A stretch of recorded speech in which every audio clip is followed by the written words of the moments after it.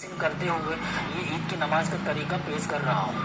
ईद की नमाज अदा करने में अक्सर लोग गलती करते हैं। मैं आपको ईद उल फित्र की नमाज की नीयत कैसे की जाती है वो भी बताऊंगा और इस नमाज के ताल्लुक से कुछ सवाल जवाब हैं वो भी इस वीडियो में क्लियर करूँ।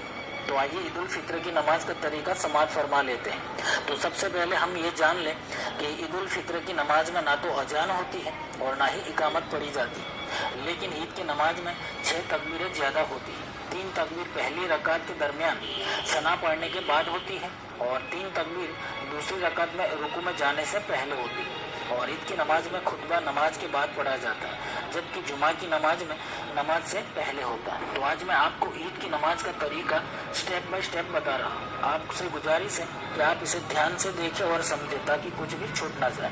नियत करता हूँ मैं 2 रकात नमाज वाजिब 6 जायज़ तकबीरों के साथ वास्ते अल्लाह ताला के मुँह मेरा काबा शरीफ की तरफ अल्लाहू अकबर कहते हुए अपने दोनों हाथों को बांध लें। इसके बाद सना पढ़ें, सुब्हानकल्लाहुम्मा व बिहम्दिका व तबारक कसमुका व तआला जद्दुका व ला इलाहा गैरुका। अब सना पढ़ने के बाद 3 मरतबा तकबीर कहें, 2 मरतबा अल्लाहू अकबर कहकर कानों तक अपने दोनों हाथों को उठाएं और फिर हाथ छोड़ दें। तीसरी मरतबा में अल्लाहू अकबर कहकर कानों तक अपने दोनों हाथों को उठाएं और फिर नाक के नीचे बांध लें।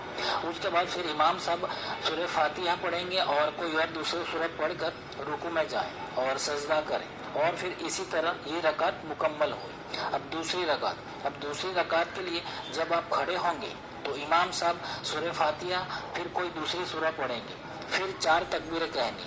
3 तकबीरों में अपने हाथों को कानों तक उठाकर छोड़ देने और फिर चौथी तकबीर में बगैर हाथ उठाए रुकू में चले जाना है। इसके बाद फिर आम नमाज की तरह इस नमाज को मुकम्मल कर लेनी। उसके बाद आपको दुआ मांगनी। अब नमाज के बाद इमाम साहब खुतबा पढ़ेंगे, उसको पूरी तवज्जो के साथ 2 जानों बैठकर सुनना चाहिए। तो ये हुई ईद उल फित्र की नमाज का मुकम्मल तरीका। अब इस नमाज को लेकर कुछ सवालात हैं तो इसका जवाब भी सुन लें। पहला सवाल ये है कि ईद उल फित्र की नमाज फ़र्ज है या वाजिब?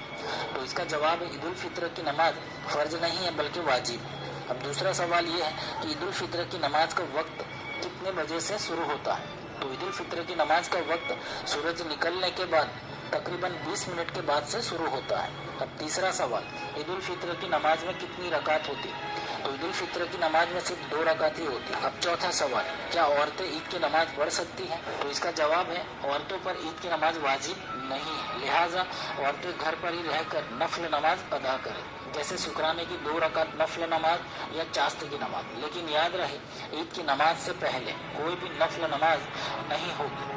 जब तक मर्दों की ईद की नमाज नहीं हो जाती तब तक घर की औरतें कोई भी नफल या चास्त की नमाज अदा नहीं कर सकती। ईद की नमाज मुसाफिर पर, बीमार पर, अपाहिज पर और बहुत ज़्यादा बूढ़े आदमी और औरतों पर वाजिब नहीं है।